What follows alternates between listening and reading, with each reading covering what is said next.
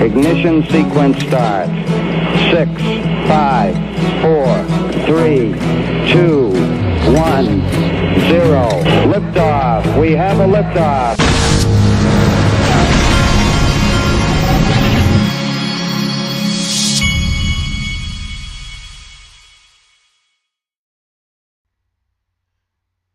Hey everybody, this is the Digital Asset Investor, and let me tell you what, folks, this green we're seeing today is starting to get serious. We're now at $233 billion in this market. Bitcoin's up 7.26%. But more importantly, what I want you to see here, this right here, this is how you start seeing people pouring into this space. This is how real FOMO happens. I want you to see some of these numbers. Bitcoin Cash up 24.79%. Look at this. Bitcoin SV up 53%, folks. And you keep going down this list. Dash up 34.53%. Ethereum Classic 23.41%. Folks, this is what it looks like when you start to hit a bull run. These are the kind of numbers that you see. And we haven't seen this in quite a while. But more important, this is the kind of stuff that gets the buzz going. It gets the people to start talking and FOMOing in. And this is the type stuff that really makes things take off. I'm starting to see some of these numbers, and my eyes are starting to pop out of my head. And that's what will happen for the world population when they start to see these things go off.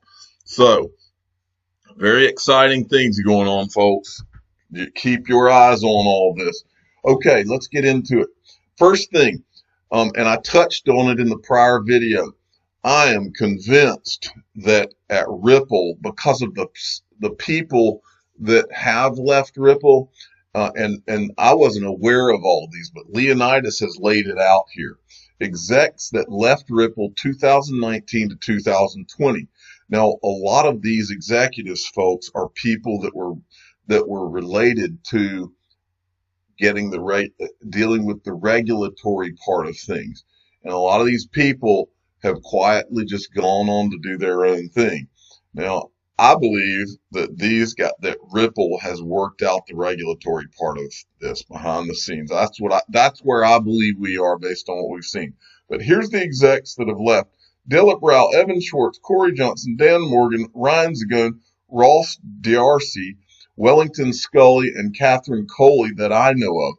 Now it seems Kahina Van Dyke is also not with Ripple. Now, if you look here, she was the SVP of Business and Corporate Development.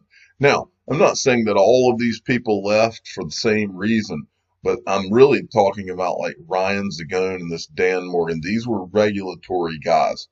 And out of nowhere, I just feel, and Dilip Rao was extreme. I think he was a business development guy.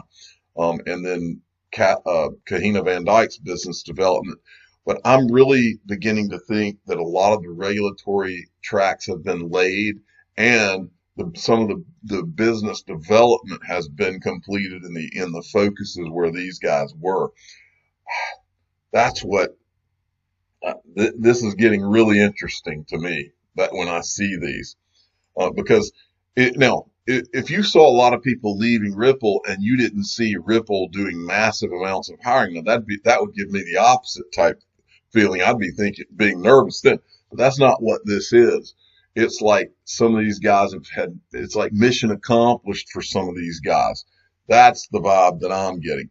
Okay, X-Men XRP at XRP33 sent me this. Securitize opens IRAs to digital securities investors with partnership.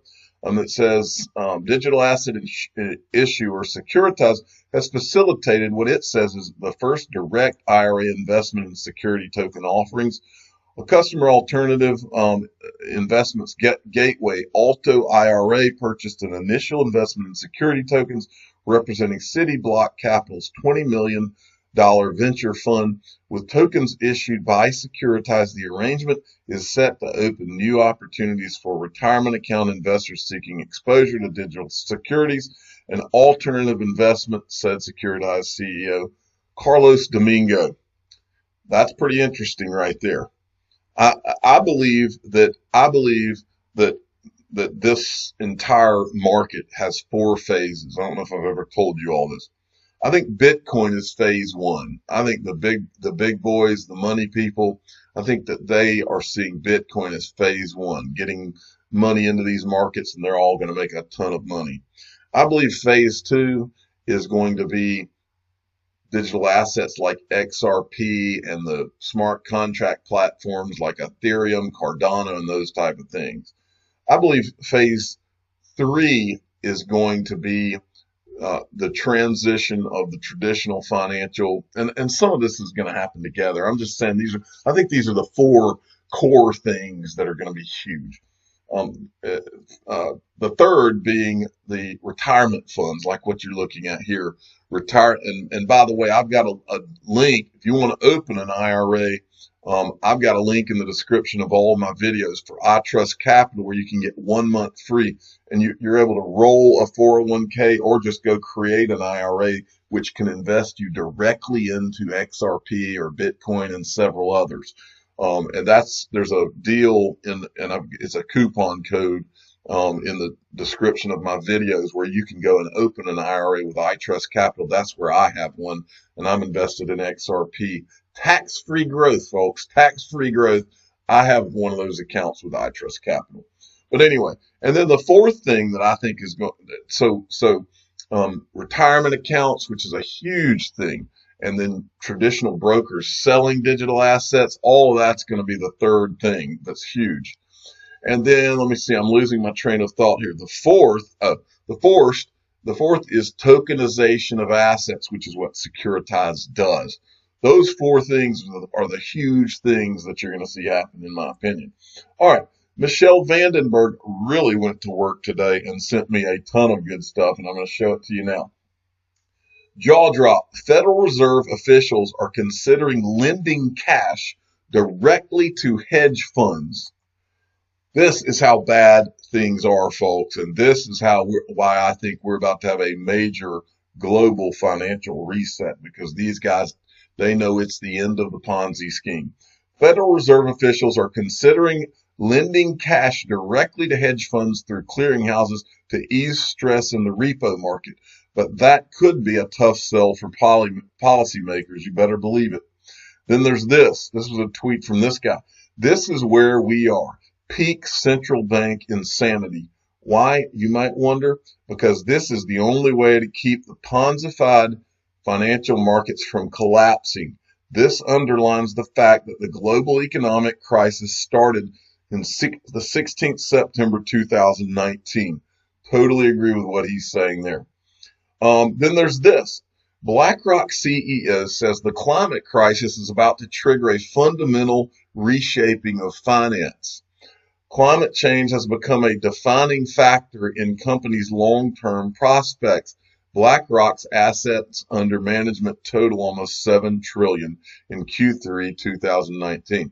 Now, what do I think of when I look at this? I think that this is the specific reason that Bitcoin is only going to be a phase 1, short to mid-term part of all of this, because or the mining will be, once the mining is done, it won't be an issue. But the fact that mining wastes so much energy is the reason I believe climate change is going to be a Bitcoin killer, and I don't see Bitcoin as the thing other than the short term, midterm, okay, as far as growing.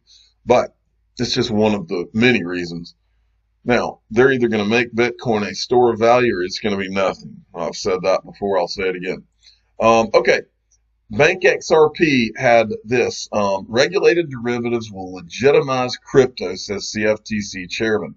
Now, here's the article. He says, by allowing cryptocurrencies to come into the world of the CFTC, investors can better access trusted and regulated financial products, improving overall confidence in the asset class. according to Tarver. It's helping to legitimize digital assets, in my view, and add liquidity to these markets. Yes, yes, yes. But the point is they are legitimizing the markets. Now, here's something else that's going to legitimize the markets. Also from Bank XRP, this 2020, Stefan Linder's vision for Signum. It is the world first digital asset bank. This is out of Switzerland, folks. Big deal. You're going to start to see digital asset banks pop up all over the world. It's going to put normal banks in a situation where they have to either get on board or die. That's the fact, Jack. Okay. Moving along. Reuters, U.S., this is interesting. U.S., Japan, EU to meet on China ahead of Wednesday trade deal signing. So these guys are going to all get together. It makes you wonder if they're all on the same page, folks. We know, here's what we do know. We know that Ripple has met with the U.S. We know that Ripple has met with the Treasury Secretary of the United States. We know that Brad Garlinghouse has. And we know that they were on the federal, whatever they call it, the Payments Task Force, as a proposal, I guess, more or less, to be a part of the new settlement system. We know that Ripple is owned, 10.5% of it is owned by SBI Holdings out of Japan. We know that the CEO of SBI Holdings is on the board at Ripple. We know that the EU is run by Christine Lagarde now. Okay? We know Christine Lagarde has said that it's not Bitcoin, it's not Ethereum, and she has talked about Ripple on several occasions. We know that Trump is working on a deal that they're going to sign with China. We know that China, the People's Bank of China, has met in Ripple's offices because Ripple tweeted it out back in maybe 2017-18. I showed it the other day. We've been watching. We know that Ripple is working with over 50 central banks across the world, folks. They've said such. We've seen them in the rooms with all these central banks. We know that they have said over and over they're trying to level the playing field, and there's going to be a global financial reset. And I'm just telling you, everything inside of me says that Ripple is somewhere involved in all of it. None of this is by coincidence. Okay, now, I wanted to go and show you something. I can't get this guy out of my head. Remember, and this is real XRP boy at boy_XRP. He tweeted this out. This is a clip that was from, I think it was from XRP Darren yesterday. This guy in this clip, literally, he's talking about Bitcoin,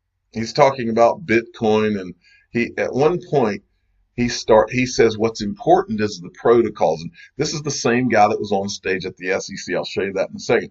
But in this video, a little ways into this video, he says what's important is he's talking about the Ripple protocol, but he starts to say XRP. He literally gets XR like that. And then he goes back to Ripple as if he wants to get away from talking about XRP. Well, this is the guy, Glenn Hutchins is his name. And he's this guy. Now, somebody else may have done a deeper research on this. I haven't ever done any on the guy. And so I just wanted to look into the guy. So I wanted to show you what I found.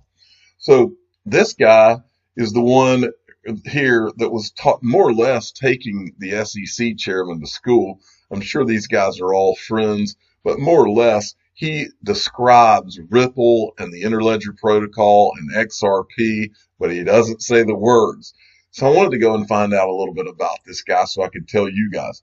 So his name is Glenn Hutchins. He's an American businessman and investor. He's a private equity investor focused on the technology sector and founder of Silver Lake Partners, which is a $39 billion private equity firm. He went to Harvard. He's got a looks like a law degree and an MBA from Harvard Law. And then you go on, he says he left the firm. He was somewhere he left in 92 and joined the Bill Clinton presidential transition team as a senior advisor focusing on economic policy.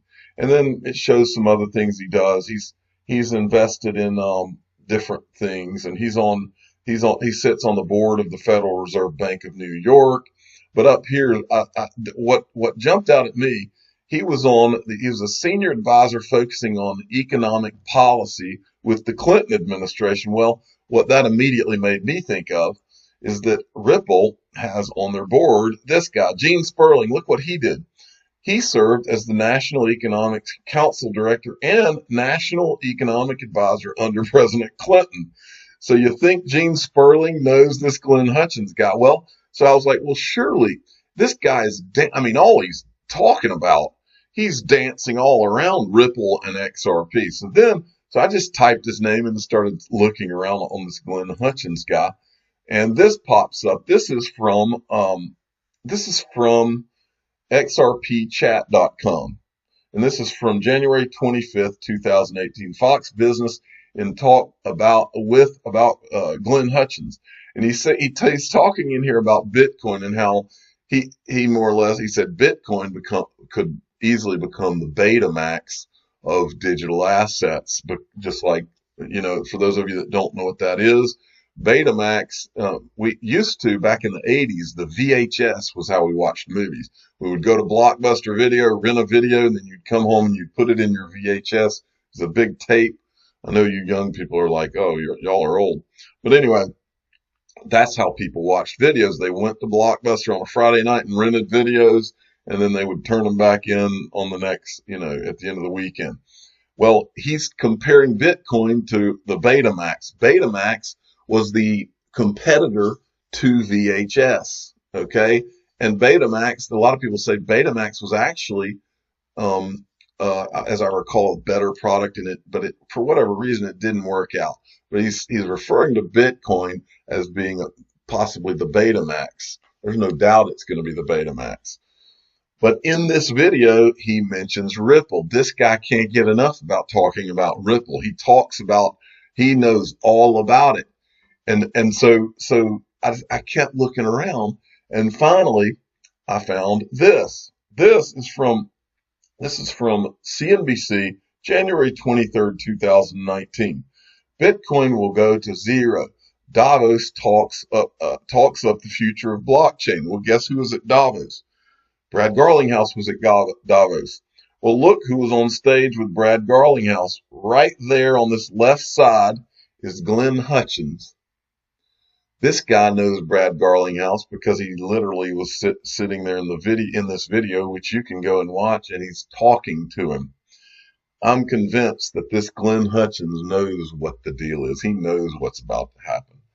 I'm the digital asset investor. I'm not an investment advisor. This is for entertainment purposes only. Please subscribe and hit the like button and tell your friends and family that Glenn Hutchins, who was sitting right in between the SEC chairman and I can't remember the other guy, also knows Brad Garlinghouse and was in Davos on the stage with Brad Garlinghouse. Thank you for listening.